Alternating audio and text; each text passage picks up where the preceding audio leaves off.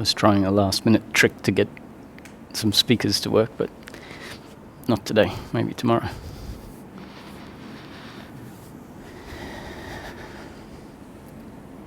So, because the session is being broadcast and recorded, if you have any questions, just wait for the microphone to come around to you and check that the green light is on. You have to hold the button down for a second, and once the green light is on, then we're good to go.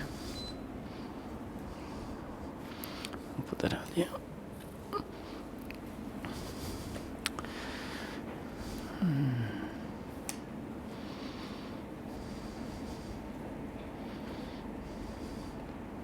So I just read a quote from a Dzogchen master from way back, and the quote was essentially talking about freedom and describing how freedom is outside of the mind, that freedom can't be contrived, and at the end it basically sums up that this search is all about freedom. And it's a beautiful quote.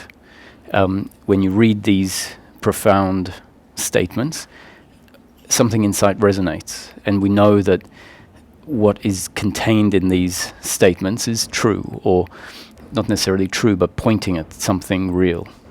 And it's a bit unexplainable. It creates a resonance and a surrender to what is said. But when I looked at it,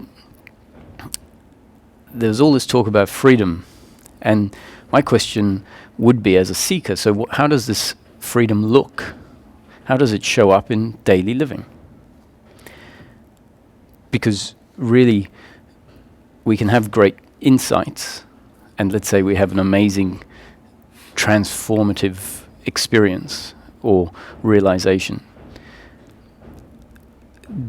The significance of that has to be something very practical. The significance of the realization is not to be able to tell your friends, wow, I had this amazing realization, or for you to be able to notch it up as an amazing realization. The significance of the realization is for it to translate into something in daily living. Otherwise, what's the point?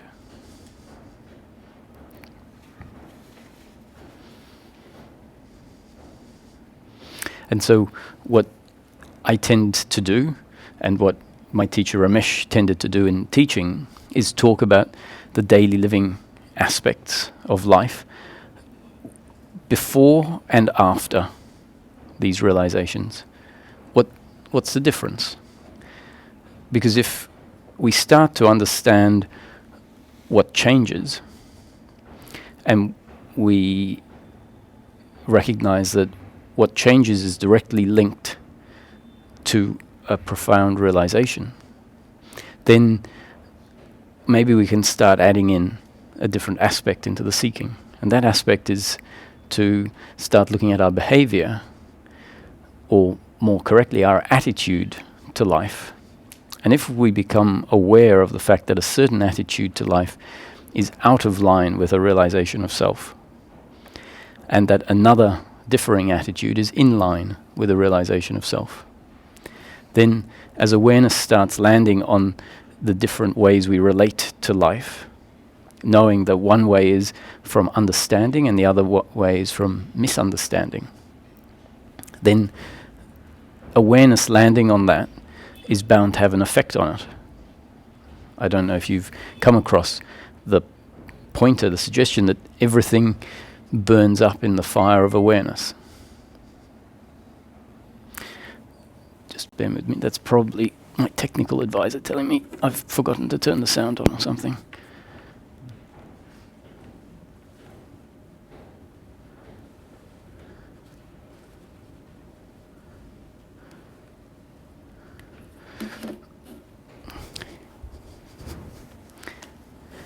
I had forgotten to turn the sound off, not on. So this is where, if we start looking at explanations that describe where an attitude of separation, if we want to call it that, how that looks, and how the falling away of that looks, then awareness landing on it is bound to bring about change.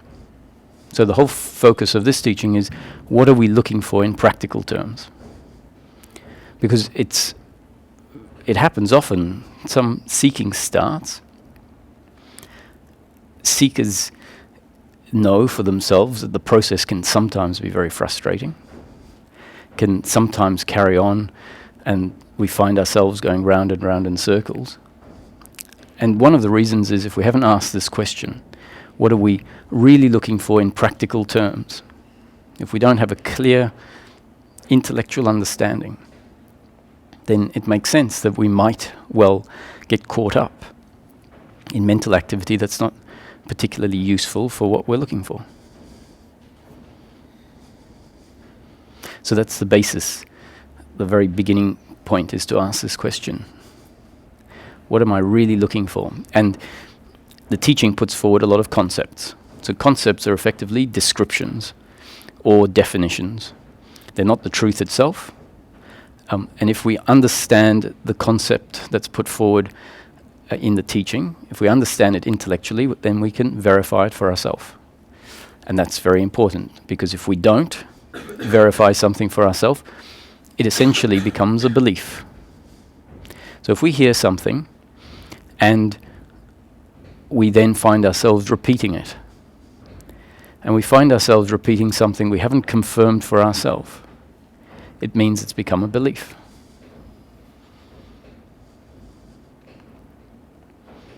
So all the concepts are being delivered essentially in order for us to verify these things for ourselves. The good news is that the concepts speak about actual daily living. They're not talking about esoteric things that we're not in control of seeing. It's talking about human circumstance, human behavior, and most importantly, human attitude. So the answer to the question, what am I really looking for, is a single answer.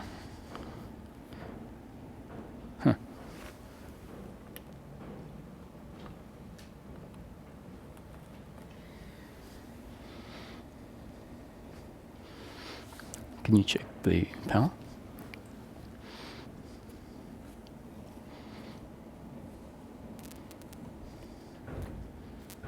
Yeah, that's what the problem is.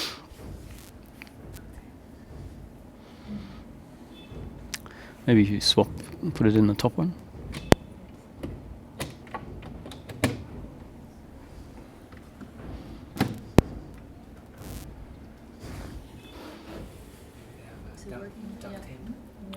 That's working like that.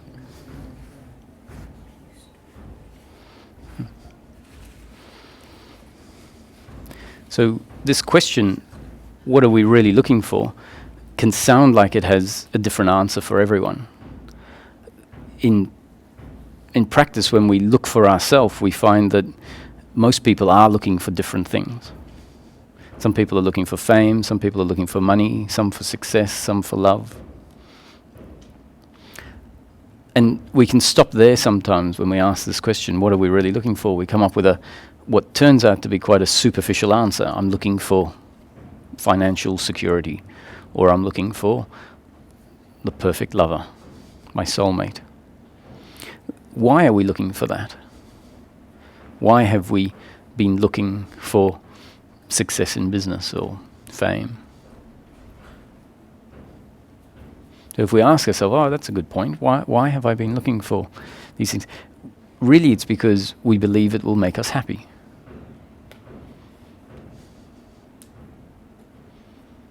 So if we become clear and say, actually what I'm looking for is happiness, who cares really how it gets delivered? Maybe I'm wrong, maybe financial success won't give me happiness.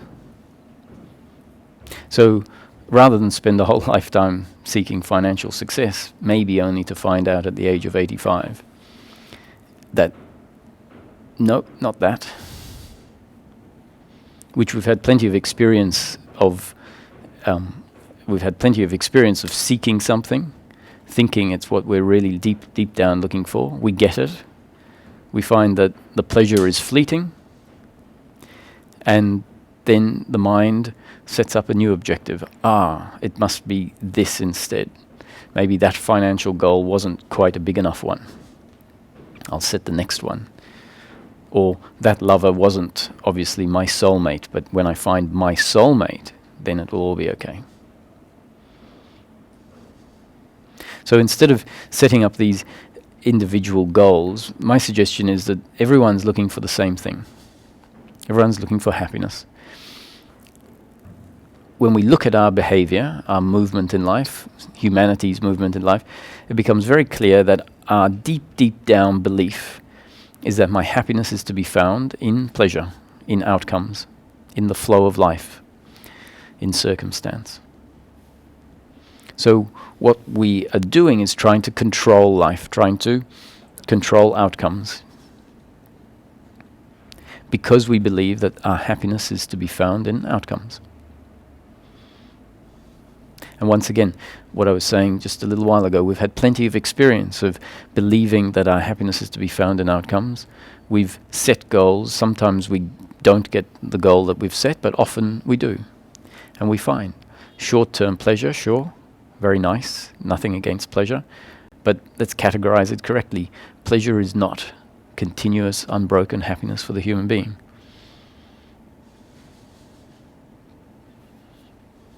It turns out that happiness for the human being, any human being, is happiness through continuous, unbroken peace of mind. That's a state of being in which we find life can unfold exactly the way it's destined to unfold, and the flow of life is always only ever either pleasure or pain. What that means is circumstance will be the way it is, and if circumstance is in line with our biological preferences, that's pleasure.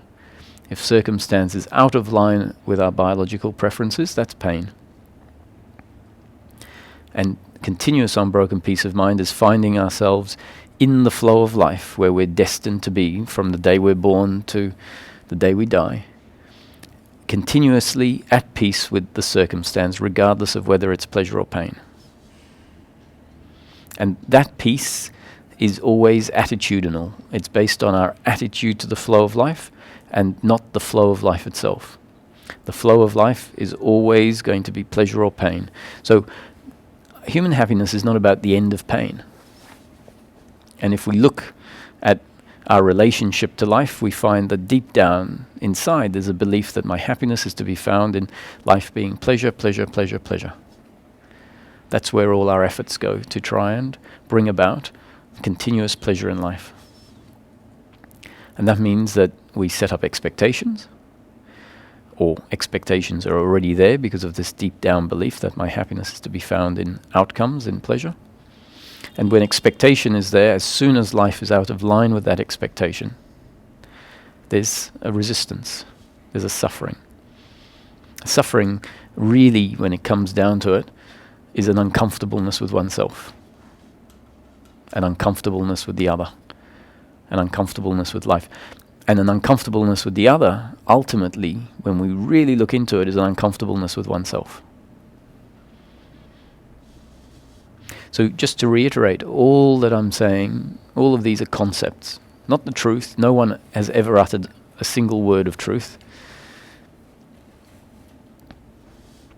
But they're concepts that we can, if it's destined, the concepts will land at first intellectually, which means, I understand the concept intellectually, that my happiness isn't to be found in the flow of life.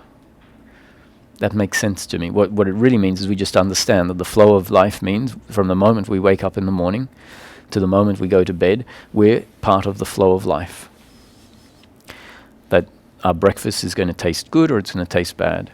That the rickshaw is going to get us to where we want to go in a short period of time or in a long period of time, because they take a long route, let's say. That the trucks are going to blow their horn in our ears or they're not. All of that completely, as the concepts will put forward, part of the creation of life, unfolding exactly as it's been created in each moment.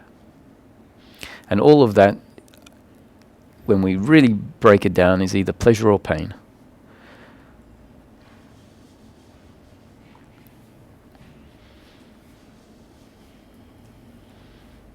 So happiness not to be found in the flow of life, but in our attitude to the flow of life. And if we look at our attitude, that more or less is standard, is an attitude whereby we believe that we are the doers of everything that happens through us, and that our happiness is to be found in outcomes. And so with that attitude, life turns out as it's destined to turn out, but when it turns out as it's destined to turn out, and it's pain in the moment, our attitude, which stems from this ingrained belief that my happiness is dependent on there being pleasure, not pain, that attitude creates a resistance to what is. If circumstance is painful due to what someone else has done, actions of the other, then that attitude of doership, personal doership, springs into action and says, I am the doer of everything that I think, everything I feel, everything I do. You, therefore, also have to be the same, the doer of everything you think, feel, and do. You hurt me. You could have done it differently. You didn't, so I hate you. And that attitude is blame. Blame is for the person who hasn't replied to your Facebook message that you sent them 2 hours ago. You saw they saw it. It said seen, tick. After 2 minutes after sending it, seen. And now it's been 2 hours that they've seen it and they haven't replied. It was a simple question. Do you want to go out for dinner? And no answer has come back. And so our thinking can tend to kick off and say, why haven't you answered my question? It's a simple question. I have a life as well, I want to get on with it. How rude. All of that thinking is blame towards the other for not being the way you would like them to be, not responding to a situation the way you would like it to be. And then if they respond and the response is, well, thank you, but I don't like you very much, no, then who knows what reaction will pop up. Possibly judgment of oneself. Oh, I know I really am not good enough. I really should be better. And that based on doership, that I could be different, that I am the doer of who I am, and we feel guilt. So when we look at it, the suffering in life, which is really our unhappiness, the suffering in life arises in the form of guilt, blame, and pride. Those three, guilt, blame, and pride, all based on this belief of personal doership, and worry and anxiety, expectation and attachment to outcomes. So they're the 5 headings of human suffering. Now, why is this important? It's important because when we really get down to the question, what am I really looking for? And we investigate this for ourselves, time and time again, we'll come to the conclusion, my happiness isn't actually to be found in circumstance. That's just pleasure. It's never going to satisfy me for the rest of my life. It's never going to be continuous, unbroken happiness. I have a piece of chocolate cake. It tastes great for 10 minutes, and then it's gone. So pleasure is fleeting. Pleasure comes and it goes. The flow of life always comes and goes. What we are really deep down intuitively looking for is something consistent. Now, life, the flow of life is never going to be consistent. The flow of life is always going to be changing. That's why looking for our happiness in something changing is fraught with disaster.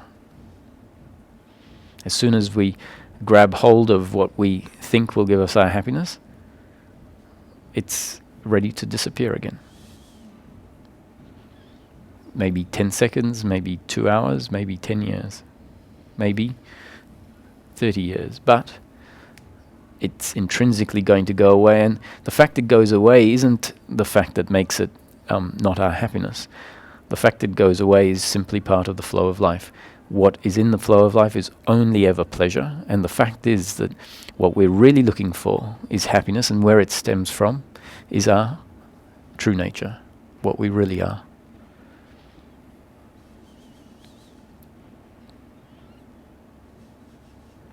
So we've spent many a year looking out there, seeking for happiness outside. And so that's what that statement is pointing at. Happiness is not to be found in the flow of life. Happiness is not to be found out there. Happiness is to be found inside, and what inside means is to connect to oneself, for awareness to land on our being, a being that is complete in and of itself, doesn't require anything for it to be more complete, doesn't require anything to add to it, nothing takes away from it. Each time we rest in being, we find, oh, there it is.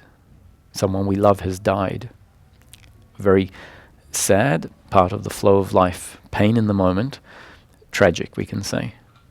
Very sad. It's not going to change that from being a painful and sad event. But if we find a certain attitude of attachment in play, that then delivers a layer of intense suffering on top of the pain in the moment. A sense that I have been cut in half.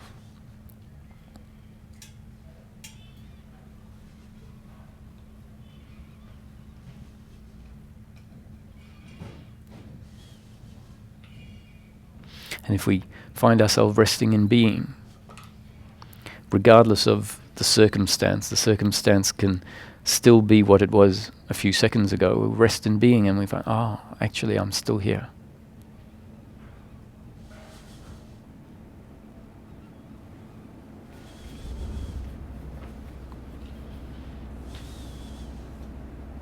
And what keeps us outside of being is the continual activity of the mind that we can call the thinking mind.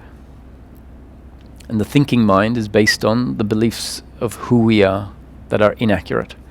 The belief essentially that I am the doer, the other is the doer, and my happiness is to be found in circumstance and pleasure. Essentially that belief, which becomes an identity, a self-image, only sees ourselves as a separate three-dimensional entity.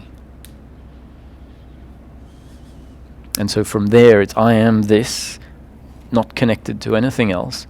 And this is essentially a physical entity and it needs physical food, physical sustenance.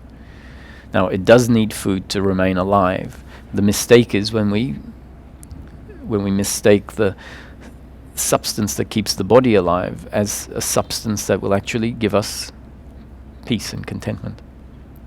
There's something very important functioning through the human being.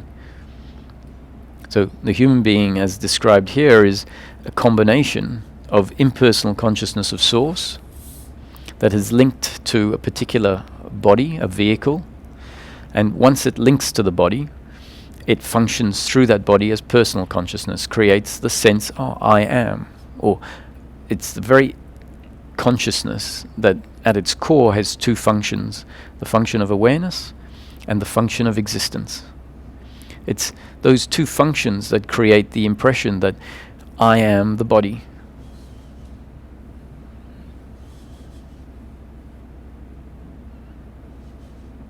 And that's the experience. I am the body. And then awareness tends to land just on the surface. Doesn't tend to pick up that which is always there, that which is ever present. Tends not to land on the consciousness and the sense of existence, the basic, the very core of the human experience. So the human being, as described here, is actually a combination of impersonal consciousness of source that has no characteristics, linking to a particular vehicle and functioning through that vehicle as personal consciousness. Personal consciousness is the consciousness experience that everyone is having right now. So when we hear we're not God and you are not two, that there's no separation, this is one of the pointers, is, oh, what I am experiencing right now, this experience, is not some experience that only I am having and then God is out there having an experience, because God is omniscient and omnipresent. So the mind sometimes assumes that God's having an experience through CCTV sort of thing, like, oh yes, that's what Roger's experiencing, and so and so. And actually God is functioning through all of us. the consciousness of Source functioning through all of us. So the experience that we're having right now is an experience only because consciousness is functioning through the body. So what is looking through your eyes is the consciousness of Source. What's looking through everyone's eyes is the same consciousness, just colored by the unique vehicles. The thinking, the emotions, the actions are all according to the makeup of the body. The consciousness just experiences what the body is doing and feeling, and experiences it as if, oh, I am that.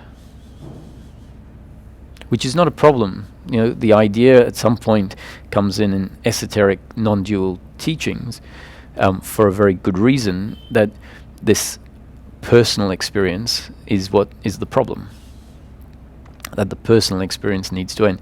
Now, we can understand that's essential because awareness is continually landing on the surface, on what the body is doing. And so if awareness is landing on what the body is doing, it makes sense that awareness doesn't land on the core that is functioning through the body. So for a while, the attention is, or the concepts are put forward as if the body is the problem. The idea, I am the body, is the problem. It's the problem because when that idea is exclusive, awareness is not able to land on something more subtle, something that's there all the time and therefore is taken for granted. So the awareness, the being, is assumed to be of the body, that the body is the source of being.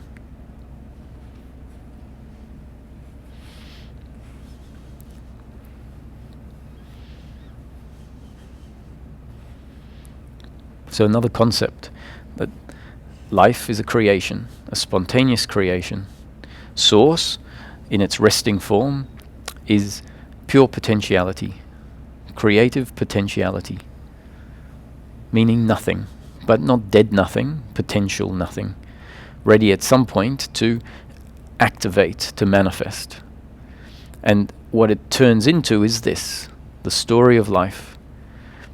From the beginning of time to the end of time, life is a creation of Source. And at the end of life, we can either look at that as billions of years long, or we can look at it as momentary. Each moment is life. At the end of life, Source and the manifestation subsides back into the nothing, the potentiality, ready to manifest again. So we can look at this life as a continuous manifestation, dissolution, remanifesting, dissolving, remanifesting, dissolving, or, as is our experience, because we don't experience the dissolving moment after moment, can look at life from the beginning of time to the end of time as a story created to unfold exactly the way it unfolds, destiny, predetermined, and that the characters are all doing exactly as they're destined to do. From the point of view of the identity that has been set up in place as the doer attached to outcomes, this concept sounds terrible.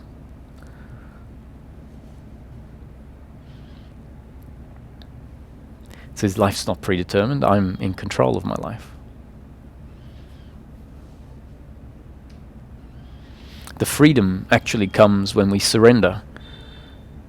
And even that surrendering is not our doing. We know that. We've tried surrendering. And when we try to surrender, what happens is the very opposite of surrender. Surrender is something where, when exhausted, there's a realization, I can't do this. I've been trying my hardest. And actually, the more that I try, when I look at it, when I understand that suffering, one of the forms of suffering is expectation and attachment to outcomes. The more I try to achieve something, even if it's a spiritual something, the more suffering there is because I've set up an expectation of how life should be. And so surrender, in the moment of surrender, it's like, whatever I try to do, I've seen now that is actually adding to the problem. And then if we find ourselves having an expectation, after realizing this, an expectation arises again, which is more suffering.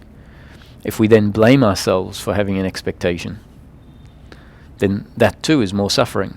So at some point we realize even blaming myself for having expectation is just more suffering.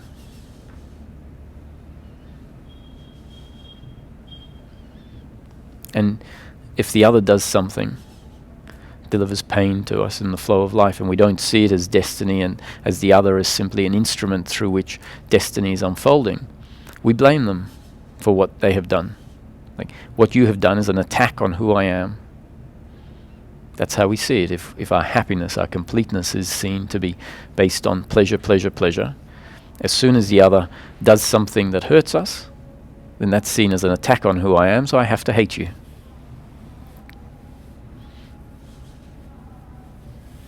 So, in short, suffering, guilt, blame, pride. Pride based on the same principle of personal doership, but in relation to outcomes that happen through us that deliver positive results. And then it's, oh, look what I did. That's my doing. And we try to boost, it's a boost of our self-image. But those self-images, in the end, that's an uncomfortableness still, because it's a false idea of who we are. So all this suffering is the veil, is the obstacle that keeps us from dropping into the heart and just being. That's why I've spent 35 minutes chit-chatting about suffering. Because actually, if awareness is to land on one or two things, suffering would be one of those two things. The other thing that, if it happens simultaneously to an awareness of suffering based on the false ideas of who we are, the other thing that is great for awareness to land on is itself. If awareness lands on itself, and intrinsic in awareness is being, so we can use consciousness as the overriding term, and then there's two aspects of consciousness, awareness and being. And so awareness can become aware of itself because of the nature of what it is, awareness. It's the only thing that can know itself, because it is awareness. So if awareness lands on being and awareness, that's when we know ourselves. And experientially, then we know ourselves as being complete in each moment. It's always there. There's never a daily life experience when awareness or consciousness isn't present. The daily life experience is dependent on consciousness witnessing it. So whenever awareness rests in itself, rests in the heart, which really means the thinking mind takes a break. The thinking mind only takes a break when the working mind, which is the functional part of the mind, realizes, oh, all of this thinking that's happening in the thinking mind is actually detrimental to what I'm really looking for. And so the working mind cuts off the thinking mind. Awareness and the working mind recognize that the thinking mind is blaming, has expectations, and that is an uncomfortableness. That's recognized. The thought arises, oh, my happiness isn't to be found in the flow of life.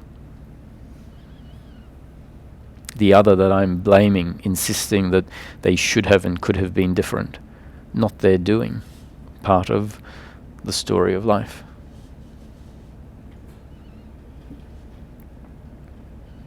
So when the working mind starts to realize that all of this mental thinking of the thinking mind is actually part of the problem, then there's a reason for the thinking mind to stop. Before then, the thinking mind is assumed to be helpful, so it carries on. So what the thinking mind believes is helpful, like expectation, for example, it perpetuates with.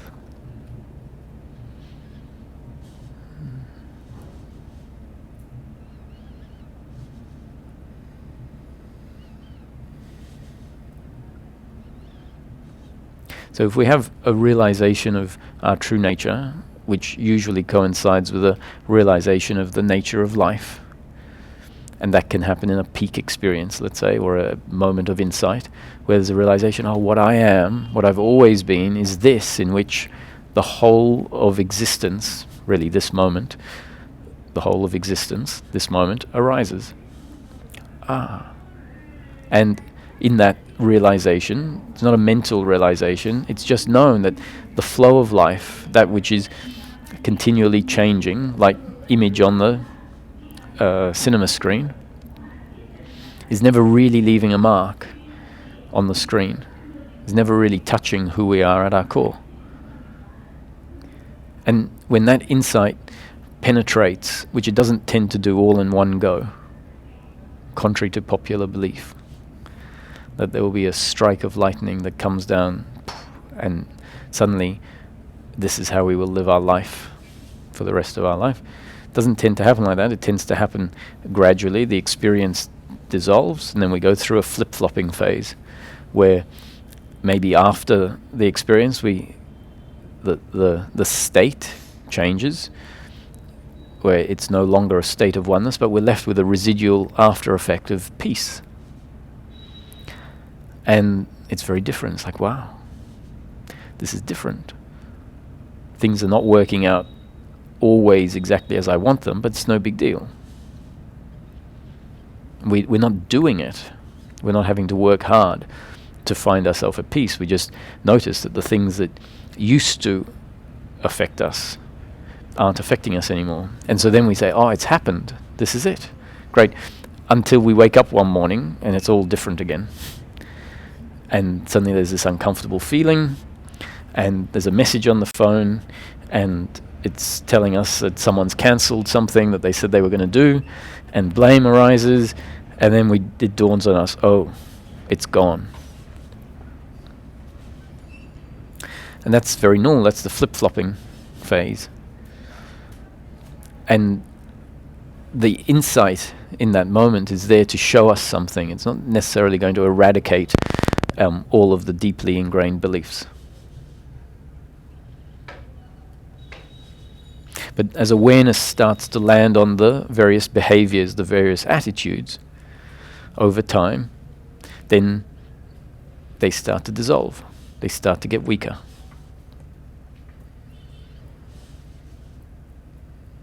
See, oh, there's that blame again. And we realize that it happens automatically. And if life's all destined, unfolding as it's destined to unfold, then it makes sense that actually I'm not the one controlling whether I feel blame or not.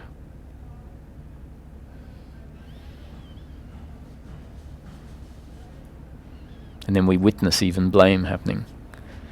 Witness suffering. If witnessing of suffering comes in, then the nature of suffering, the quality of suffering changes significantly.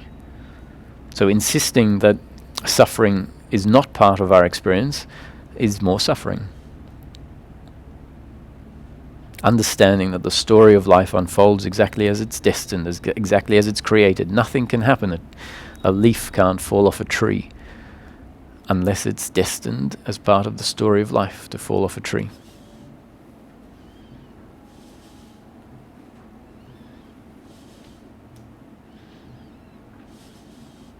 So if that's seen, then there's no question about my suffering not being there. It's like, oh, just like my body is here, suffering is here. So why are we not the doers? I've just suggested it's all because it's a creation of source. That's a bit hard to verify sometimes. Certain experiences demonstrate it. That doesn't. We have to be careful taking an experience as an indication of truth. But when these peak experiences happen, they sort of demonstrate something that's not normally seen, a sort of behind-the-scenes view. And so they can be very useful at that. But we don't need the oneness experience to remain. That's not the happiness we're looking for. We're not looking for happiness through a oneness experience. So going back to the original question, that what are we really looking for? We're just looking for simple happiness in daily living, which is continuous unbroken peace of mind. where it stems from is something quite amazing. It stems from a reconnection to the essence of the human being, something that actually is connected to source. So it's divine, really. The essence of the human being is divine. Recognizing our divinity delivers an outcome of peace of mind, contentment. Along the way, you might have certain experiences of bliss, unconditional love, amazing, strong feeling of peace, which is different to the very basic underlying peace. So the basic underlying peace is simply the absence of suffering. When we have experiences of unconditional love or bliss, ecstasy, we recognize, yes, this is also an expression of our true nature. But the mistake would be to think that that expression of our true nature, one that is overt, essentially a form of pleasure, a divine pleasure, but a form of pleasure, it'd be a mistake to think that that pleasure is what is going to be continuously available. So imagine circumstance unfolds where you've got some workmen in the house and they suddenly build a wall where they're not meant to build a wall, or someone takes your mobile phone off the table in the restaurant, steals from you essentially, or attacks you and your family. It's unreasonable to think that we will remain in a state of bliss. Actually, if we're in a state of bliss absorption, we're actually not living life, we're not functional. We can't be functional in life from a state of some meditation bliss. And, imagine if one day the whole world becomes enlightened, as is prophesied in some stories of what life is. Not to suggest that I'm not suggesting that's the case, but let's just imagine that at some point all the population of Earth is enlightened. If we're all sitting around in a state of bliss, not interacting, it's sort of like, what's the point, really? I could imagine that it's much more about living life, interacting with the other in harmony. The falling away of the idea I am the doer, the other is the doer, that my happiness is dependent on outcomes, and then unfolding, going through life, which is interhuman relationship, understanding that whatever happens is a happening according to the story of life, and that what I am is unaffected deep down. So even death, the ultimate assault on the body, even death doesn't touch what I truly am. So what we experience ourselves in this life is as Roger. The point isn't to experience ourselves as impersonal consciousness. We'll have realizations of that, peak experiences of the impersonal nature of consciousness that functions through the human being. But in the end, the purpose is to live life as the human being. And so Roger is the combination of impersonal consciousness and the body. And then there's the Roger experience. And when the body dies, the Roger experience has to die with it. Most of the Roger experience is coming from the body. The body is like a filter, let's say a red filter, and white light passes through the red filter. What comes out of the other side is red light. But we know that the essence of the red light is white light. But destroy the filter, and there's no red light, no potential for red light. While the filter is there, then we can have red light. So the personal consciousness experience, the Roger experience, is dependent on the body. Destroy the body, and the Rogerness has to dissolve with it. But the source that has linked to the body, just as a vehicle in order to experience life from that perspective for a destined amount of time, that source is unaffected, untouched by the death of the body. It returns back. It doesn't, these words and images, returns back. It's never really left. It's sort of an extension of the one source functioning through all of us.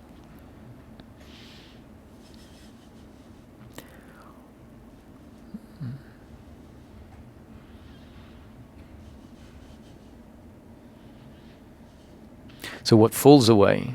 And so this idea of the ego. So traditionally the ego is what is being referred to here as the belief in personal doership, which includes I am the doer and my happiness is to be found in outcomes. Essentially I am just this body, separate and independent. So traditionally the ego refers to what is now being referred to in this teaching as the belief in personal doership. In these pointings, we are the ego. There's no question of the ego dying. Ramana was the ego, Nisargadatta was the ego. So Ramana says the ego of a sage is like the remnants of a burnt rope. It doesn't say, well, he's the ego of a sage. And so what it means is that the form has been seen through and the essence is now recognized. But it's not about just recognizing the essence, it's recognizing the essence functioning through form. That's the integration of the realization back into daily living. So Ramana still had identification with name and form. Now, when we hear the word identification with name and form, often we refer back to it as meaning, oh, I'm identified with form, so I'm attached to the form, I'm attached to pleasure. In this context, identification with name and form simply means the impersonal consciousness of source linking to a particular body in the spiritual heart, we can say.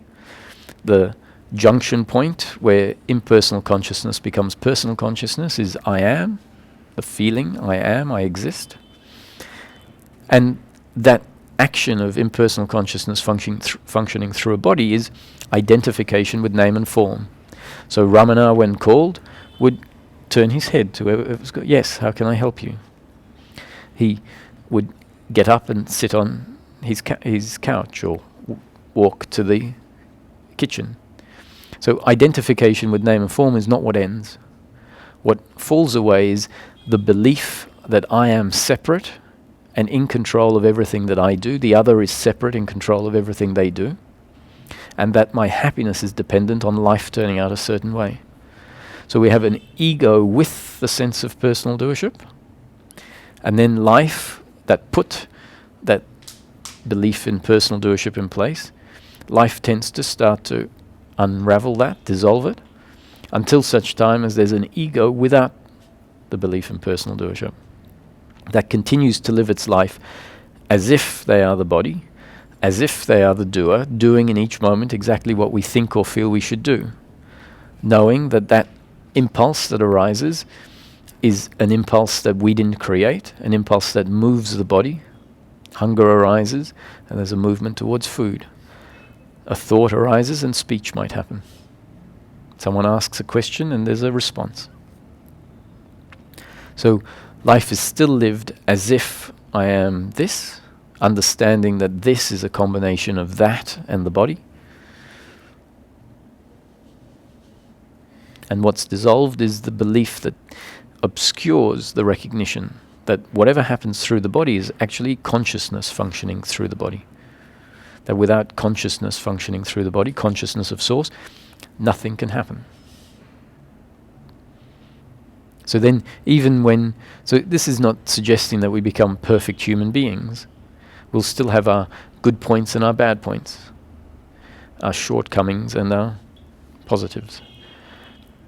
And the understanding is to recognize that yes, even if I'm irritable, that's part of the functioning of consciousness in this moment.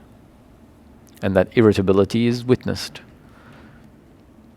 And if someone were to come up and physically push, in some circumstances, I don't know what the response is, but the response could be to push back.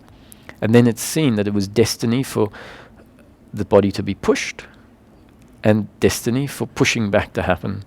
No blame towards the other, and no guilt towards oneself.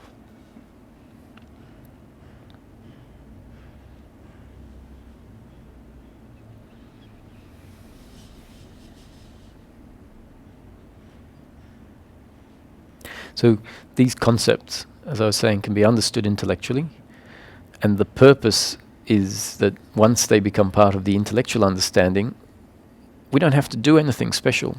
You don't have to meditate 3 hours a day, you don't have to do self-inquiry 3 hours a day, you just live life. And as life unfolds, awareness starts to land on what is being pointed at. Someone is late to pick me up, and I'm standing on the side of a road in the sun, pain in the moment. there's this feeling of uncomfortableness and the thought that this person shouldn't be late. They're always late. They have left me here and they're inconsiderate. And we realize, that's blame, an uncomfortableness with oneself. Firstly, an uncomfortableness with the other. Ultimately, an uncomfortableness with oneself. Awareness lands on these things, and that's the process, that's the sadhana. Awareness landing on these dynamics. Once it's become clear that these dynamics are essentially the most important things to see, because they are our suffering, and what we're really looking for in life is a realization of self, which is obscured by these beliefs, and deep down the belief that I am something I'm not. So once awareness realizes actually landing on this is the most significant thing that can happen. And also realizing that change happens not by the doer or the believed doer trying to bring about change. So if we see blame happening, if we blame ourselves for blaming, which is our attempt to change blame, what we're doing is adding more suffering, the very opposite of what the mind is trying to achieve. So when we realize that it's simply awareness of dynamics without making them right or wrong, just describing them for what they are, part of destiny in the moment, it's that recognition that awareness landing on things is what makes change, what brings about change. That's the story of life. The story of life has been designed for a doer to be there, which really means a belief that doesn't see life as it is. Life has put that in place. When that doer is functioning, then life puts in place more suffering. At some point, life starts to bring awareness onto this false idea, this false belief that's deeply ingrained of personal doership and attachment to outcomes. When awareness lands on it without the doer jumping in trying to change things, then life brings about change. It's quite a cool story. A tragic joke, actually. Can you say that last sentence again? It's quite a cool story. A tragic joke, really. Sorry, the second to last sentence. That it's when the intellect realizes that change in the story of life actually happens not when the doer goes to work trying to bring about change, which is what automatically the doer tries to do. The doer says, this is the problem, therefore I'm going to fix it. I, the doer, am going to fix it. So if blame arises, which is the doer functioning, blaming the other, then the doership aspect might land on the blame and go, you see, there's that blame again. That's the thing that gets in the way of my happiness. I know that, and now I'm going to stop it, but it's not stopping, and so it then blames itself for blaming, which really you could look at it as feeling guilt for blaming. And when the working mind part of the intellect recognizes this, it goes, I just have to stop. That's the only solution is to just stop.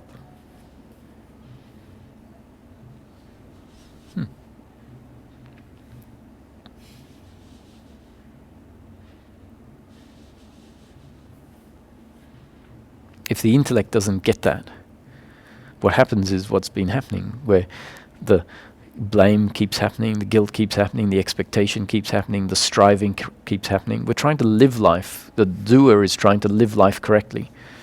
It's trying to live life as, well, so if I'm enlightened, how should I act? Maybe if I'm enlightened, I should not resist what this person is saying, for example. I shouldn't try and change a circumstance that is... So the doer pretends and tries to do life in such a way that it thinks is enlightened. Actually, the closest to enlightenment is to drop any idea of how it should be and just get angry and try and change something and see it all as the biological functioning of the body. Completely opposite of what the doer is trying to perfect. And that's surrender. That's surrender to our genes and up-to-date conditioning. It's surrender to the fact that the body is a biological instrument. So either we look at it as the body is part of the divine story of life, unfolding in each moment exactly as it's destined to unfold. Or we look at it as the body is a biological instrument designed based on two factors, its genes and its up-to-date conditioning. And the genes are not something that we were in control of, and the up-to-date conditioning, which is the conditioning that life has delivered moment after moment from the beginning of our existence in life, that conditioning is not in our control. Which family we were born into, which country we were born into, what the religious beliefs were there, what the political beliefs are, which school we went to, which friends we made, what events happened, whether a dog attacked us or not. All of those events are life's conditioning that affect us, that sculpt us to be exactly the way we are in each moment. And then we find ourselves in a situation that is out of our control, and a reaction happens in that situation. And that reaction is biological, based on the body's makeup at that point in time. Essentially, the two factors, genes and up-to-date conditioning, that we weren't in control of. And if we recognize that there isn't a third factor, this controller, this entity that we believed was there that chooses how to act, when we recognize, actually, there is no entity that is in control of how we act. How we act is part of the story, or part of the biological reaction of the body. And if we can hold the two together, so if you can see, instead of just picking one or the other, do you prefer everything is happening according to God's will, or everything is happening according to our genes and up-to-date? If we can see that the two are complementary, that the story of life is put in place, the genes and up-to-date conditioning, then when we investigate, we say, not my doing, are happening. Even the blame is based on the thinking mind, and the thinking mind is based on the genes and up-to-date conditioning. Could I get you to turn the light on? So when blame happens on the same basis, based on our genes and up-to-date conditioning that we weren't in control of. And so life put in place certain up-to-date conditioning, and life is continually changing or adding to that up-to-date conditioning. So these talks, make no mistake, this is what Ramesh used to say, make no mistake, this is just new conditioning. Life delivering new conditioning. So the body is always going to be a conditioned instrument. The idea that freedom or liberation is the end of conditioning is a mistake. How we walk, talk, use a knife and fork, if we do yoga, knowing the yoga poses, if we go running, having a running style or technique, that's all a result of our genes and up-to-date conditioning.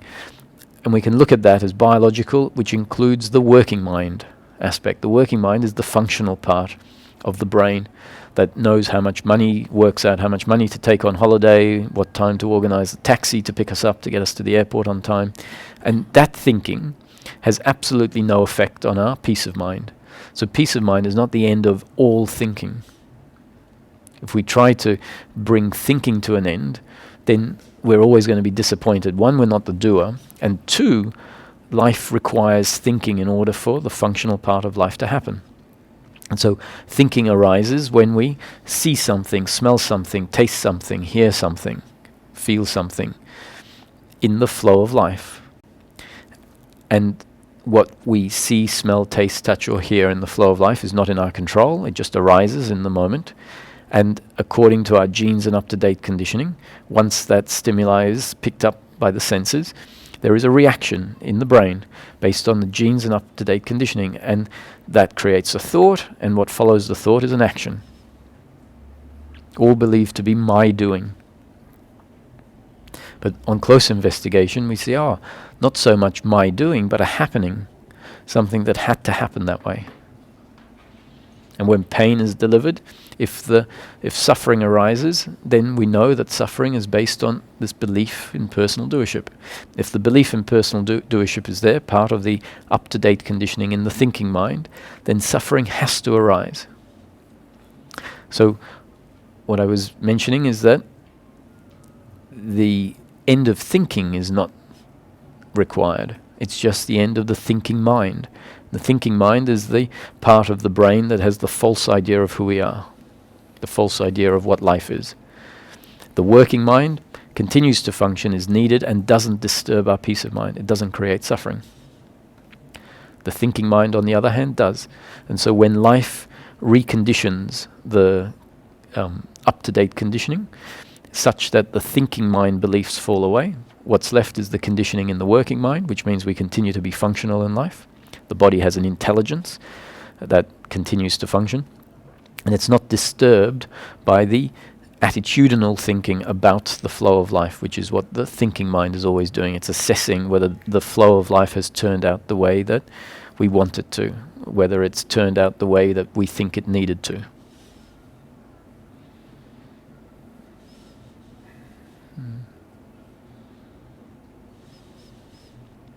If anyone has any comments or questions, feel free.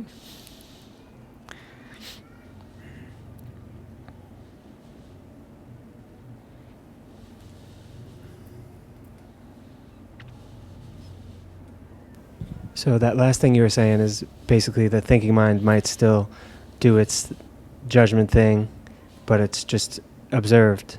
So the vasanas will still play out on the surface, but it doesn't affect in the same way. Until eventually the thinking mind completely dissolves. So the in-between phase is where there is witnessing of the thinking mind.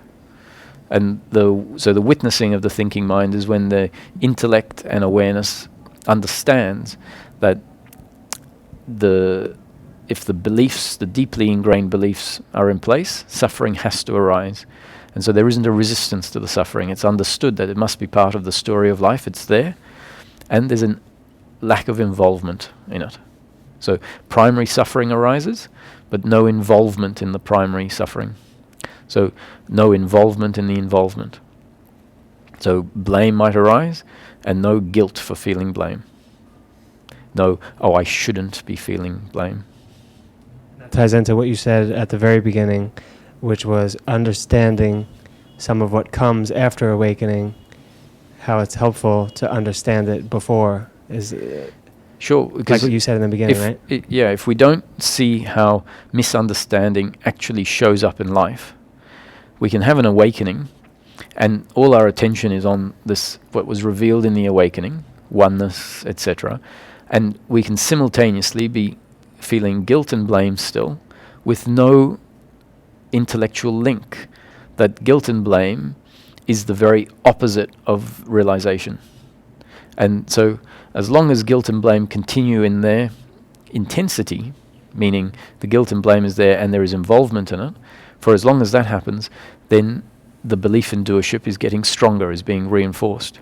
So once we see that the guilt and blame is actually based on the very opposite of what was shown in the insight, then awareness landing on it means that we allow it to be there, and allowing it to be there means that it's like a flywheel that has a momentum, and so it's still spinning, and you're just watching it. But if we have a realization, and intellectually the link between this oneness and suffering hasn't been made, which is very often the case, then what can happen is blame and guilt happens, and there's no observation of it. There's just it seems to be justified.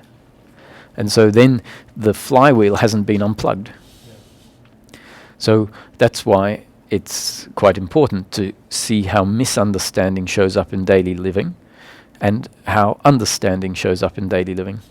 So as we see more and more peace in our life, which happens when the concepts kick in, they're already in our up-to-date conditioning, and as they go deeper and deeper, means as we observe what the concepts are saying for ourselves in daily life, they will kick in and cut off the suffering. So if blame happens, a concept might arise automatically, not your doing, just based on awareness landing on blame. And the concept will say, not their doing. Blame is my suffering. And that the spontaneous arising of the concept can cut off the suffering. And if it doesn't cut off the suffering, we understand that it's destiny for the suffering to carry on. We don't keep throwing the concept at it. We don't keep saying, not their doing, like a mantra. That's not effective. It's only effective when it spontaneously arises and cuts off the suffering. And so if it doesn't cut off the suffering, then there's a deep understanding that says it's destiny for the suffering to be there, nothing to do about it. And that is the witnessing of the suffering.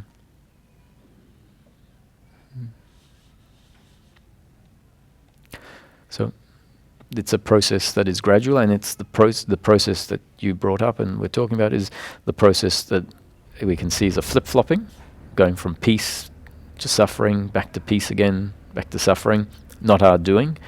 The purpose of that is for us to intellectually, at some point, it goes back to this first question, what am I really looking for?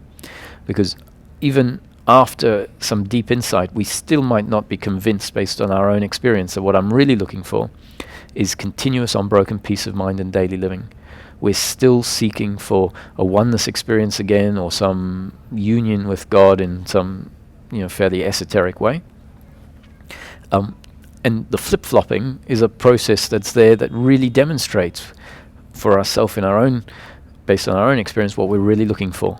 Because the flip-flopping is a process where we have peace for a week, let's say, and that peace is not something we work on. We find that circumstance is sometimes good, sometimes bad, and there's no reaction to it, and we think this is great. We wake up one morning and it's completely the opposite. Suffering's in, and that happens for a week, let's say. Then we flip into peace again. It's, great, it's back. Happens for a week, then we flip into suffering again. And at some point, it becomes very clear, all I want is the absence of this suffering. I don't need fame, I don't need success, I don't need money. In the suffering, the feeling is telling us, you need to be successful, you need to find a lover. That's what suffering tells us. Suffering tells us the answer is to be found out there. And at some point, we realize, actually, I just want the end of this feeling. What I had yesterday, which was the flip, was fantastic. My circumstance, pretty much the same as it is now. No financial success, no fame. And it was all peace and it was great. Then this has happened and there's suffering again. And when we click, that's what it means. What I'm really looking for, and I know from my own experience because I'm going through this flip-flop phase, what I'm really looking for is simple peace of mind and daily living. That insight, that click, is bound to deliver a shift in that flip-flopping process, because in the flip-flopping process, the belief that my happiness is to be found out there in some spiritual experience or fame or lover or whatever will be functioning. And when the realization is, I'm just looking for peace, that's all, from my own experience, that changes. That changes our up-to-date conditioning. It changes the part of the thinking mind that is attached to outcomes, that is attached to circumstance, thinking that it is my completeness, it's my happiness. So that's one of the benefits of the flip-flopping process, for us to really, and then if we exclaim it out loud. So I wrote something somewhere once, the exclamation of an insight is really, it's saying, I get it, all I want is peace. Take your circumstance, let circumstance be as it is. Que sera, sera. What will be, will be. I just want what will be, and for there to be peace. And so when insight is exclaimed, to me it's almost telling the universe, it's asking for what you really want.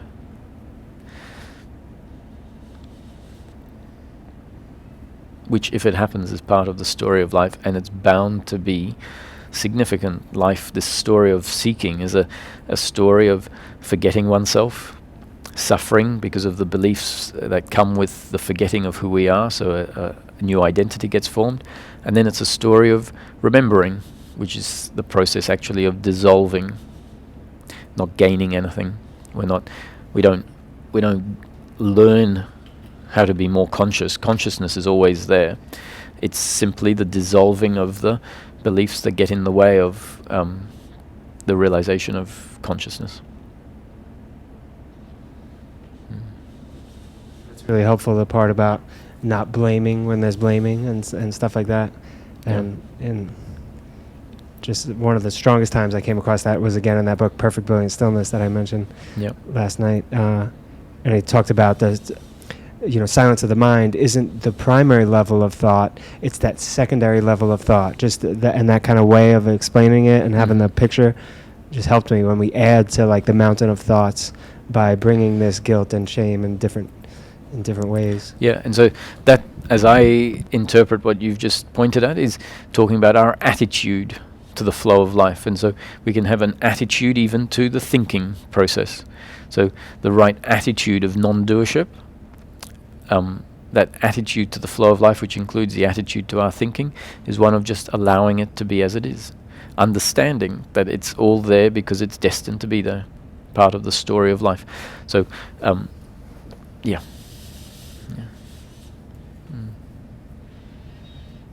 And there's those different phases. We can have an attitude to our suffering, but understanding that the suffering is still suffering. So that's not complete peace of mind. But if we say, oh, that's not complete peace of mind, so that's not good enough, Right. that's expectation, more suffering, or expectation and guilt for not being good enough. So the description that what we're looking for, human happiness, is continuous unbroken peace of mind, there's a very fine line as to whether it's useful or detrimental. A lot of teachings won't describe in practical terms what liberation looks like, because the tendency of the doer is to turn it into an expectation, turn it into something to achieve. But at some point in time, it's relevant to be given a practical explanation of what realization looks like in daily living, what liberation looks like in daily living, and that is delivered as part of the story to those people that may still turn it into a expectation for a period of time, but then awareness will land on it and say, oh, turning it into an expectation is more suffering, and there is a way where it can be useful. It can be useful just as a description, where we don't turn it into an expectation, but we know that the end of suffering is available. It's the peace that Buddha is talking about. For example, Buddha, enlightenment is the end of suffering. The cause of suffering is desire. Desire, essentially, in the way it's being used there, means attachment to outcome, believing that my happiness, my completeness is to be found in outcomes. And so from desire comes guilt and blame. Once we have a desire, which means an expectation of where my happiness will be, then if the other does something, or if I do something that gets in the way of my desire being fulfilled, then I have to feel guilt, and I have to blame the other. So, and a quote that Ramesh used to reference quite often is from Buddha also, and that is that events happen, deeds are done, consequences happen, but there is no individual doer thereof. And then we go to Advaita. The core principle in Advaita is all there is Brahman, the world is illusion, the world is Brahman. So it sums it up as essentially saying there is just source, or God, Brahman. That's all there is. And so what's being described here is a creation. Life is a creation of source in the mind of God, let's say. The nature of mind, so there isn't a God out there, and there isn't a God with a mind. God is just a word that we can interchange with consciousness or source.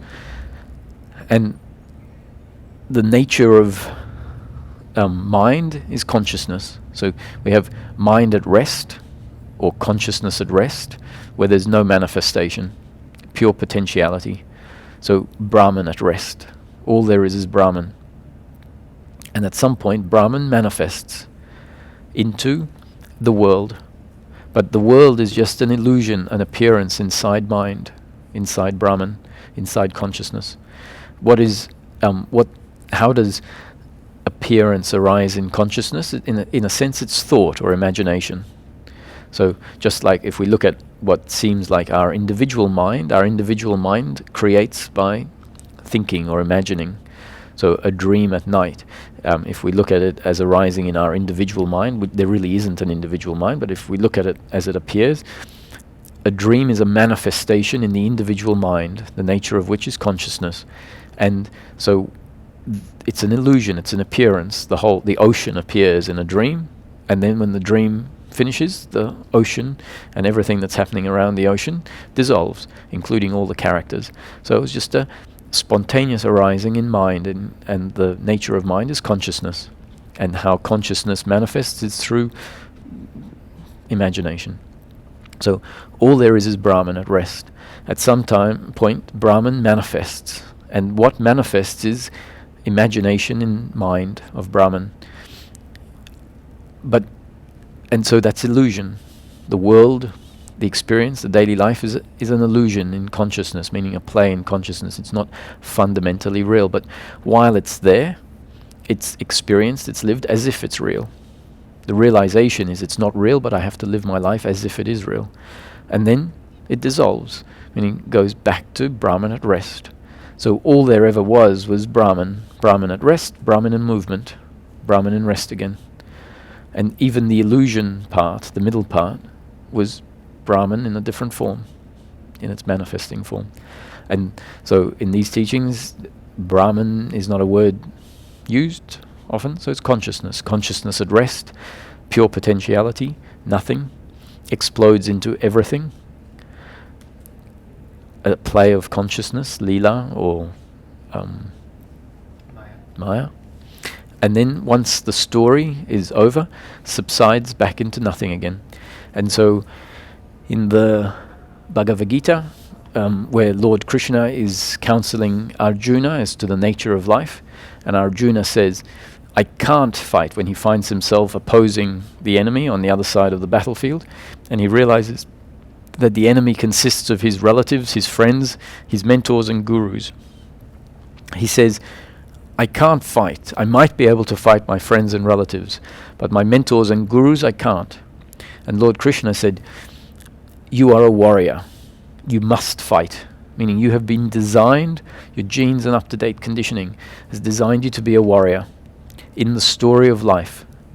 As time, so Krishna saying to Arjuna, as time, I have already killed them. Meaning as the creator of the story of life, the basis of which is time and space. As time, the battle has already happened. I have already killed them. And you are the instrument through which I will kill them, not your doing. So there's a part in there that says you have a right to action, meaning in each moment you have to do exactly what you think or feel you should do. That is the feeling of free will. You have a right to action. But the fruits of your action you cannot claim. Meaning that the outcomes, and ultimately it points out that even your action is not so much your doing. It feels like in the moment, it feels like your free will. But when we look at it, it's based on your genes and up-to-date conditioning. You are a warrior, you must fight. You're forced to fight. So even what you choose, which he says you have to choose, but you'll choose to fight because you're a warrior. Even what you choose is actually not your doing. The fruits of your action, not in your control. And where he says, as time I have already killed them, he's not really just talking about their death, he's talking about the whole story, the battlefield, the killing and the end of the manifestation.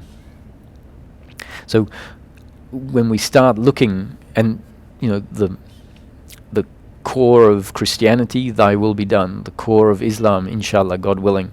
In Hindu, it's thou art the speaker and thou art the listener. So everything is one. So it can only be God's will. So the theme of God's will runs throughout history, throughout the wisdom teachings in history. It's the core of religions. And that core of religions has been overlooked, has been contorted a little bit. When we look in all these wisdom teachings, we find that what's being described here in sort of practical, everyday, simple terms, guilt, blame, pride, expectation, worry, based on the belief of doership and attachment to outcomes, not recognizing that life is a experience arising in consciousness, unfolding exactly the way it's destined to unfold. So all of that is what's said in, the most profound Advaita and Dzogchen and Christianity and all of the religions.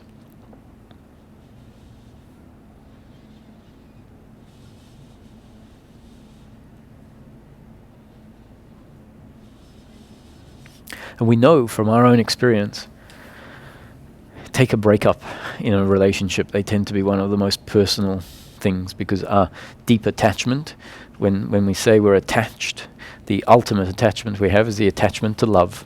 So all attachment to pleasure ultimately stems from an attachment to love. And so if we look at a breakup is sort of the ultimate assault on love, that we're looking for, love from the other. Someone has cheated on you, for example, or decided that, they said, it's time for us to go our own ways. It can create a lot of suffering, guilt, I'm not good enough, blame towards the other for what they did, etc., etc.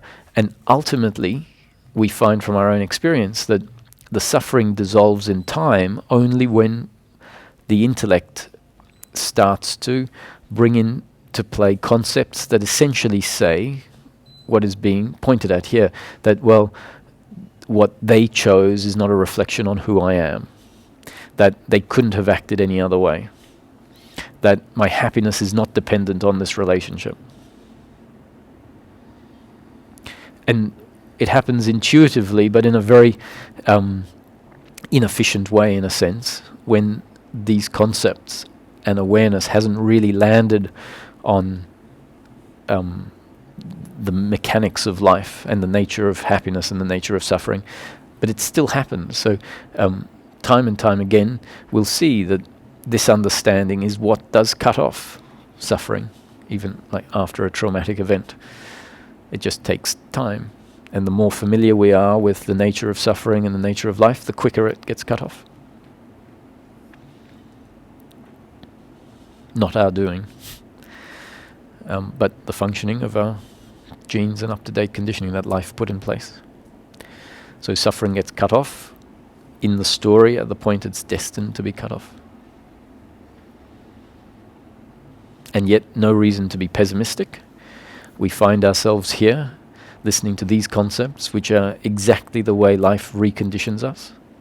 So the thinking mind might say, oh, this is terrible, I'm not in control, life does the reconditioning, not my doing, that suffering will end when it's destined to end. This sounds terrible, and yet then we find ourselves, where am I right now? Life has brought us to a situation where it's effectively bombarding us with new conditioning, the type of conditioning that potentially can bring a significant end to suffering. So Ramesh used to say, no need to feel pessimistic. If anything, optimistic. He used to say we can look at ourselves as God's favorites even. But he so often said that if you have the misery of being a seeker, that's what I was going to say.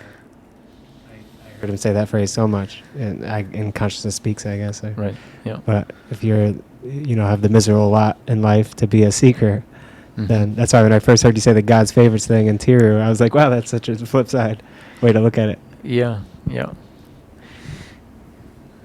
Yeah, well, none of the concepts are truth. They're all there to counter certain ingrained misunderstandings. So each concept is good at dissolving a misunderstanding. And so pointing out that seeking in itself is miserable in the end is also very useful to bring awareness onto the suffering that has maybe replaced the old suffering. Previously we were seeking happiness through a new job and a new car, and now we've been going around in circles seeking enlightenment. And so if awareness lands on the fact that I'm seeking enlightenment and that is my suffering, then the thought could arise, well, stop. And that thought of stop can sound like, oh, well, now I'm just giving up. It's actually wisdom. That thought, if it arises, it's like, go to the beach. if you go to the beach instead of hanging around in satsang, but you go to the beach because you feel like it and you know that actually your happiness is already there. The essence of who you are is here right now. It doesn't require years of gaining more knowledge. Actually, this is a process of dissolving the false beliefs that are in place. So if we say, well, actually, why am I spending 3 hours a day sitting in meditation from 5 in the morning till 8 in the morning, waking up when I don't want to wake up? Especially if we realize that that's the doer trying to perfect meditation, trying to get somewhere through meditation. That sort of meditation is the sort of meditation that the practice of meditation eventually will eradicate. Because meditation ultimately is the meditator, yeah. If there's a practicer of a practice, eventually a spiritual practice will dissolve the practicer. So meditation will eventually dissolve the meditator. Probably only when we hear that meditation is not done a certain way. Meditation is about allowing everything to be as it is. Meaning, if we sit in meditation and we have an expectation of what a good meditation is, and suddenly we're there and all this thinking is there, which is not in line with our expectation or our idea of good meditation, then more thinking will come up, saying, this thinking shouldn't be here. And at some point we just say, no, meditation is about sitting with nothing to do. Complete relaxation, allowing the dog to be barking, allowing the thoughts to be running, allowing the person next to you to be sniffling. And if the person next to you is sniffling and blame is arising, a reaction in the body or thinking, then allowing that to be as it is. And if we don't, and we blame ourselves for blaming the person next to us, then eventually awareness will land on the fact that all of this is just disturbing meditation.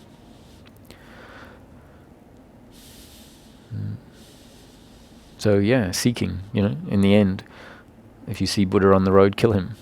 Means, drop all of the concepts. He's just a messenger, and you don't need to carry the messenger around on your shoulders. It's hard work. In fact, you don't even need to carry the message around. Once it has an impact, just like a roadmap. The roadmap gets you where you need to go, and then stop looking at the roadmap, throw it away, not needed anymore.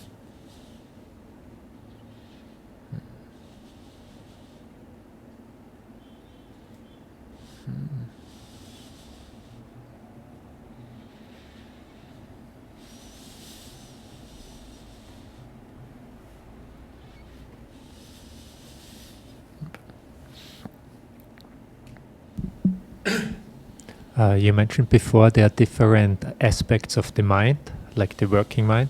Mm-hmm. Could you elaborate on this concept? Which different aspects? Yeah. So obviously there isn't an actual physical compartment in the mind that is the working mind and the thinking mind.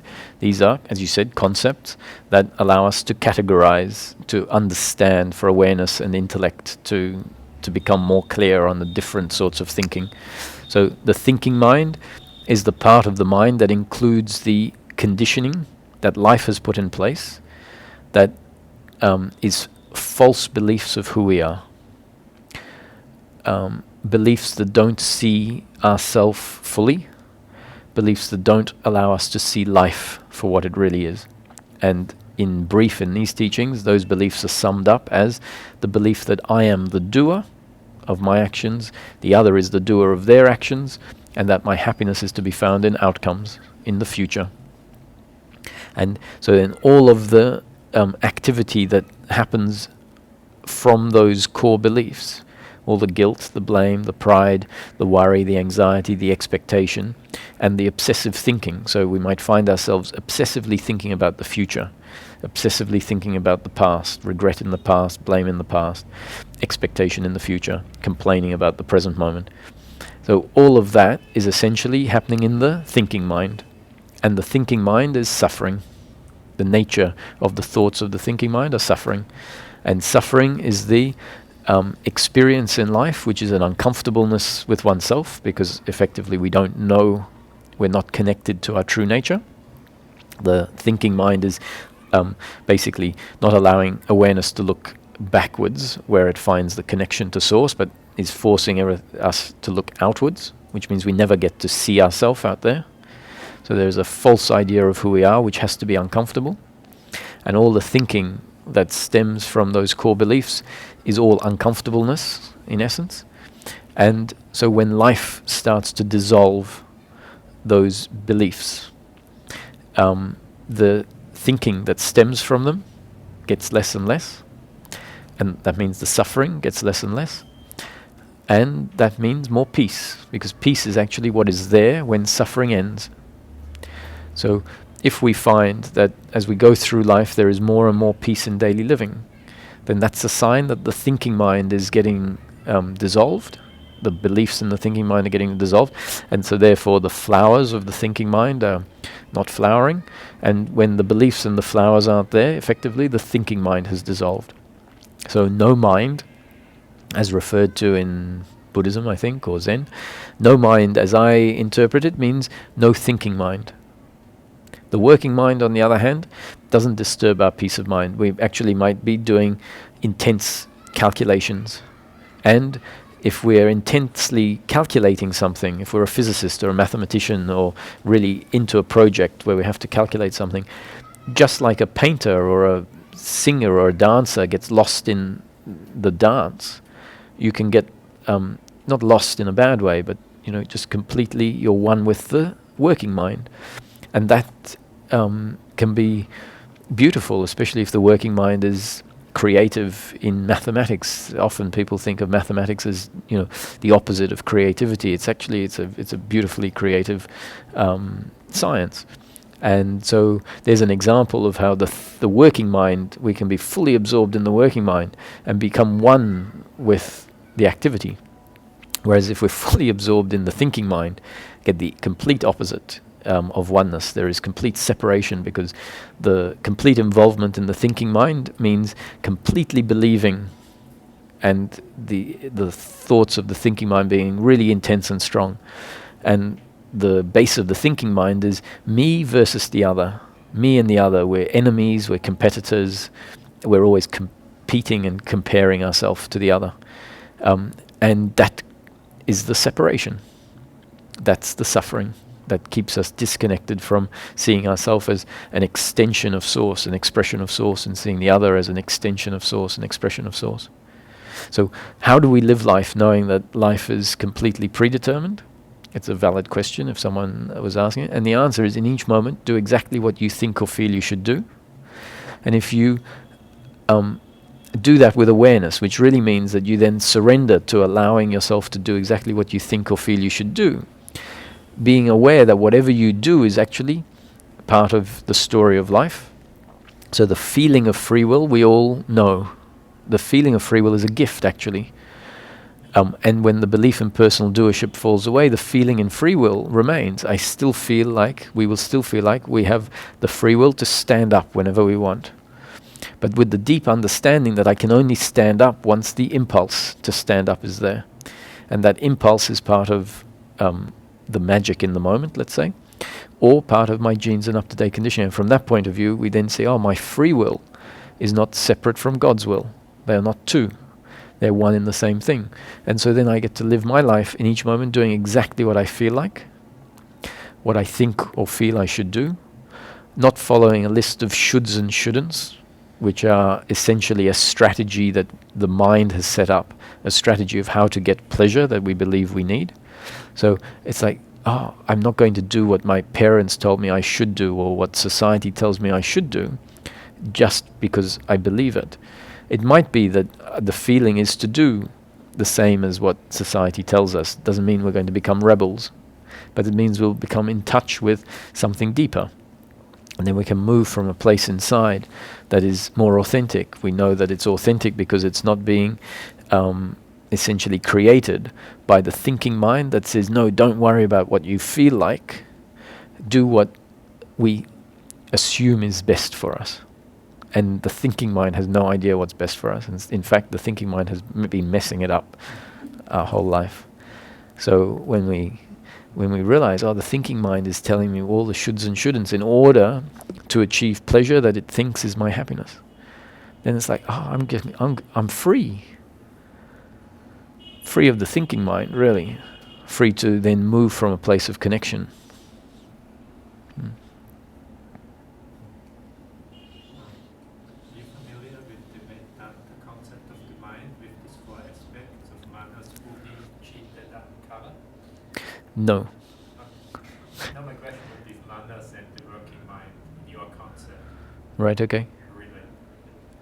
Right, yeah. It doesn't surprise me because, even though I share a lot of Ramesh's teachings because, or concepts, because when I met Ramesh, there was fairly profound realizations that had happened, but there was still a seeking, and I often wanted to use my concept to describe things. I'd say, well, why can't we say it this way, And each time something would happen at the end of that process, and I'd realize, wow, his concepts are so perfect at describing what then gets revealed.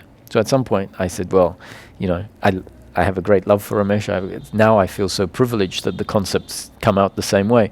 And I feel privileged because I saw for myself time and time again how perfectly accurate they are at describing what becomes seen. And it doesn't surprise me that the realization that I speak from my own experience, and I know Ramesh spoke from his own experience, and anyone who has realized this has realized essentially the nature of life, the one life that has one nature. And so it doesn't surprise me that the descriptions in many different schools actually, and even sometimes the words, sometimes it's like, oh, that word is perfect. And then you hear someone else has said exactly the same phrase 300 years earlier that you didn't know about, and it's come up in your mind, and you realize, oh, they said, it's a famous quote or something like that. So, yeah, I'm pleased to hear that Vedanta has the working mind and the thinking mind. Or just the working mind? That would have been the question. But as you said, you're not familiar with the concept, there's no Yeah. to correlate. Right. But the vasanas and samskaras, for example, would be the product of the thinking mind.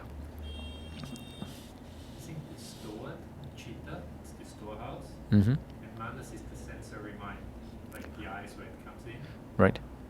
And then they have the buddhi, which Just, it's a good, interesting, yeah.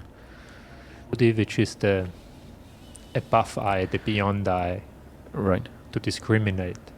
So the buddhi is the wise intellect, I think, no?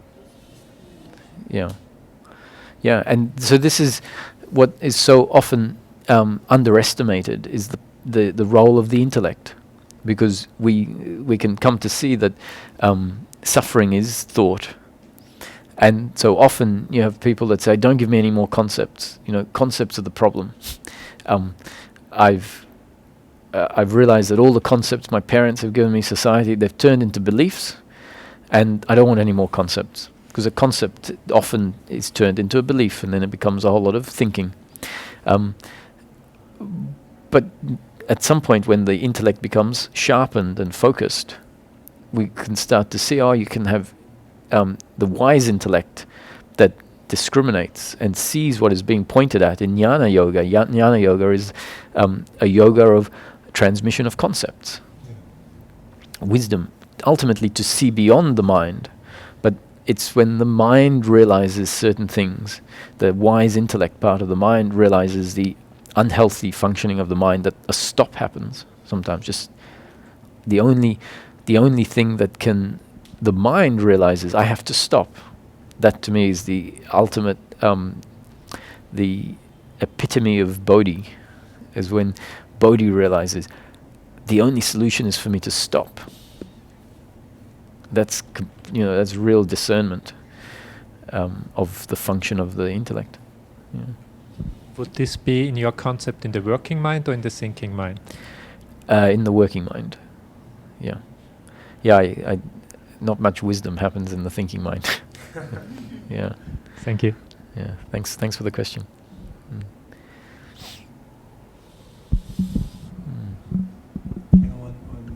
What is it when my English is not so good, but okay, I don't know. What is it when the mind start to rest on his own source? Mm-hmm. See, so dropping into the heart is the heart is outside of the spectrum of thinking, as I describe it. It's in Rumi's poem of "There is a field." There is a field. I will meet you there, beyond any ideas of right doing and wrong doing. When the soul lies down in the grass of that field, life is so full, nothing needs to be spoken of, or something like that. I haven't done it justice, probably. But the essential principle there is that when he says the soul rests in that field where life is so full, it's dropping into the heart, outside of the idea of right doing and wrong doing, which is the thinking mind always discriminating what it thinks is good for it, what it needs life to be. So that's not good, that's good, that's not good, that's... so when we drop into being, I wouldn't even say its mind has quietened down, especially the thinking mind. But we find that we can drop into being and the working mind can still function. Yeah. But that being is always outside of the spectrum of thinking. It's not created by thinking. Being exists prior to thinking. We don't need to think our being into existence. Actually, that's ultimately what is being pointed at. What we are, in essence, the consciousness that functions through the body, which we can rest in at any point in time once that movement from head to heart has started to happen. Once the path between head and heart starts to get forged, then at some point we find we just are always resting in being in the heart. The movement back and forth stops happening. We realize, the heart is the home. And when we rest in being, then the mind, the working mind, can still function, and it doesn't get in the way of our being. And so it could be worthwhile mentioning, just to bring the satsang to an end, is that my relationship to Nisargadatta's suggestion to abide in I am, it goes like this. This was my experience when I came across the suggestion, abide in I am. And for those familiar with, so Nisargadatta was Ramesh's guru. Ramesh was the translator for Nisargadatta. Nisargadatta is famous for, or most known for, the transcript of talks, I am that. And his guru told him, abide in I am. And he was a bhakti, he was devoted, he believed the guru. And after 3 years, he said self-realization happened because he continually practiced abiding in I am. And for me, the suggestion to abide in I am came in the form of writing. It was written in the book. So it became life-delivering, up-to-date conditioning of a practice, which ends up not being a practice. Because when we look at it, it's life-delivering new conditioning. And when I describe it, we'll see that it's the new conditioning that automatically happens. So there's no practicer of abiding in I am. And the principle is that when awareness lands on the different forms of suffering, which we've described here, guilt, blame, pride, worry, and expectation, all thinking in the mind, the thought I am can arise. And the thought I am can cut off the suffering, the thinking mind.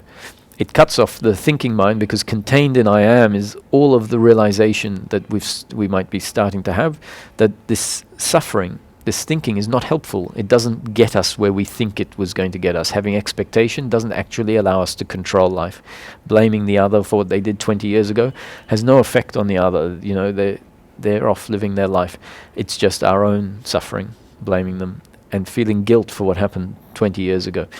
Doesn't add anything. It's all suffering. So all of that wisdom that we're starting to have because of the conditioning that life is, and our awareness of various aspects, is contained in I am.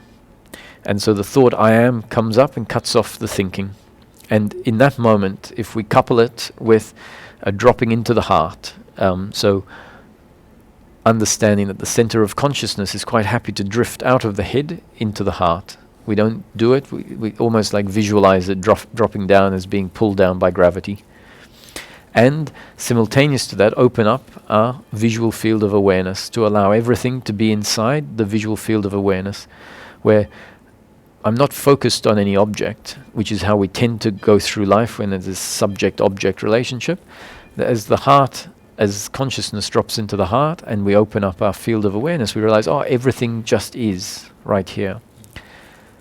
And we're resting in the heart. So when awareness lands on the obsessive thinking, the thought I am arises, which bookends the thinking.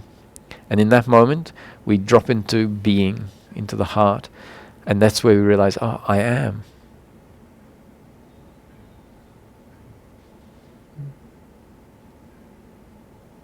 And that realization of I am is not a thought.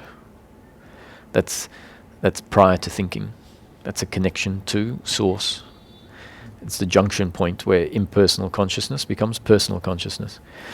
And we might find that we only stay there for half a second at first, because the obsessive thinking kicks in again. And maybe we don't even realize it. 10 minutes later we realize that we're back into thinking. And we don't, it happens so impulsively, so compulsively, that we're back into thinking. But that's okay, because awareness then lands on the suffering thinking again, and the thought I am just arises. We don't do I am. It's now part of our up-to-date conditioning. It just happens. Cuts off the thinking for a second, we drop into being. And so this can happen throughout the day. We might forget for 5 hours, we might forget for 5 days, and then on the 5th day it's like, oh, I am, because awareness has landed on thing I am. So I am is always taking us back to the heart, where we are, regardless of circumstance. Yeah, and I see that it's happened on its own, effortlessly. Because that's the home. That's why it's effortlessly. So once the habit, the beliefs that drag it out of there have dissolved, we find ourselves resting there effortlessly, which is why we then get to live life, doing in each moment what is destined to be done, or what we can say, what we feel or think we should do. And simply finding that we move from this place of connection, from a place of feeling, and we're surprised that even when things don't work out the way we want them to, and they won't, just because we're moving from this place of feeling and connection doesn't mean that we're magically now always going to get positive outcomes. That it's effortless, that even when the outcomes are not pleasure, pain, there's no suffering. So we don't even need to work hard at. Non-resistance as surrender happen on its own also. Sure. So it's sort of I don't know, but I don't know. I don't need to say I don't know. Just to express something. Yeah, but the I don't know is you're not saying it in your head, but the wisdom now is saying it, because it's realizing that all the thinking is us thinking we know. It's all that past, and once it's seen that thinking is all based on not knowing ourselves. So automatically, whenever that thinking starts, we drop into the heart. Really, it's saying that's not true. All of that thinking, I don't know. I don't know means really I can't know, and the thinking mind thinks it knows. So yeah, it happens without you even doing it. But why it's happening is because there's a great wisdom functioning already. That takes us there. Yeah, there is no confusion at all. No, not at all. Yeah. And paradox seems to be continue to unfold.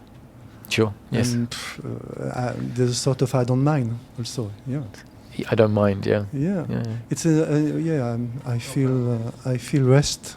I feel rest, and whatever can happen now. I feel okay, but it's just for now. I don't say that it's always there. I don't know about future. Just for now, just what I say. Just for now. For now, yeah.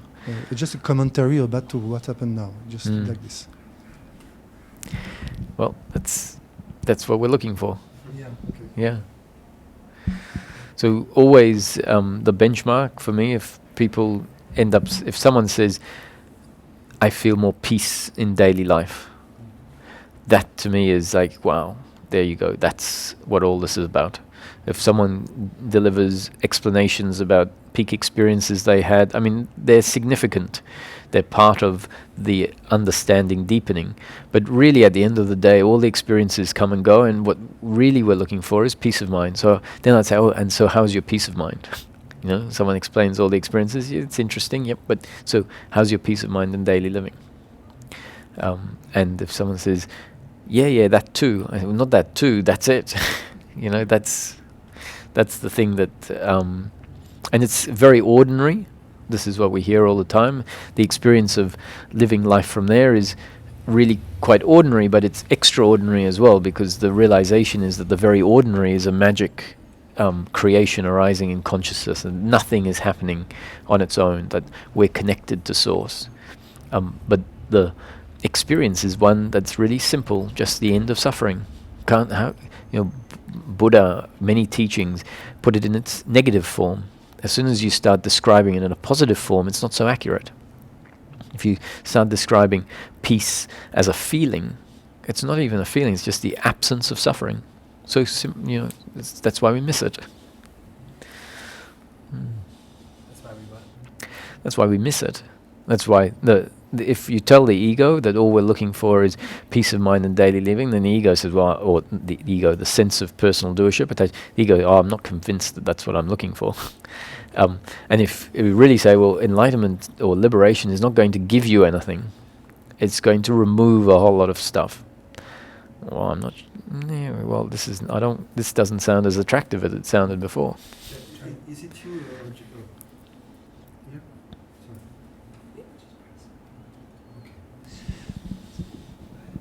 Is it you, Joe, who said deep sleep is not the absence of awareness? You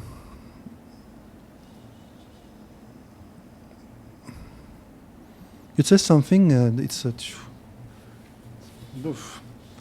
Deep sleep is not the absence of awareness, but awareness is a absence of you say something like that. It was great. It was. There's lots of concepts, even concepts about deep sleep, and so deep sleep is a very fine experience or no experience. This is the question: is there awareness in deep sleep, or is there no awareness in deep sleep?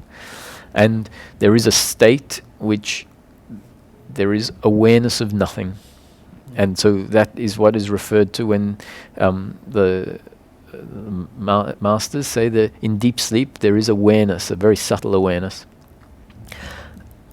And I won't argue that, but then there is something prior to deep sleep where even awareness isn't aware of itself. And so either we can call deep sleep that, where awareness isn't even aware of itself, so that means absolute nothing, or we can say deep sleep has the presence of impersonal consciousness in the background. So there's waking, dream, and deep sleep, and impersonal consciousness is the background of all of them. Waking, dream, and deep sleep. And then what is prior to the three states of waking, dreaming, and deep sleep would be the absolute. And the absolute is not something that we'll ever be able to experience. God itself doesn't experience the absolute. Absolute is the absolute nothing, not even awareness aware of nothing. Now, when awareness is aware of nothing, so in deep sleep, let's say, where there's a very fine awareness, it's not absolute nothing, it's awareness of nothing, which means nothing is essentially something, an object that awareness is aware of, where there is even awareness is aware of itself very subtly. But if we start getting into these discussions, it can be useful. To me, the most useful is to understand that prior to any state of manifestation, so if we call deep sleep the most basic state of manifestation, prior to any state of manifestation, there is absolute nothing, which is not something that the mind can conceptualize. As soon as the mind imagines absolute nothing, it's turned it into something. Yeah. Because the point for me is that whatever the concept you use, it's not for thinking. It just somehow it will come. It will come, and this concept we express, go there and explore in experience of what you say. Yeah. It's always a direct experience about what you say. So I hear you, but what I hear is experience, direct experience for me. In the same time that you speak, something happen here and give the fruit as silence. I don't know, as silence, as but something is there. I can't say what it is. Impossible. I don't know. I don't need to. No, we be it. That's why I love to hear. Yeah. Because it's always an experience. Always. Thank you. Very nice. Good way to end. Openness happen effortlessly. I don't know how to be open. I don't know how to do openness. Sure. Yeah. It's amazing. Yeah. It's like it's same with acceptance. Acceptance is not something we do.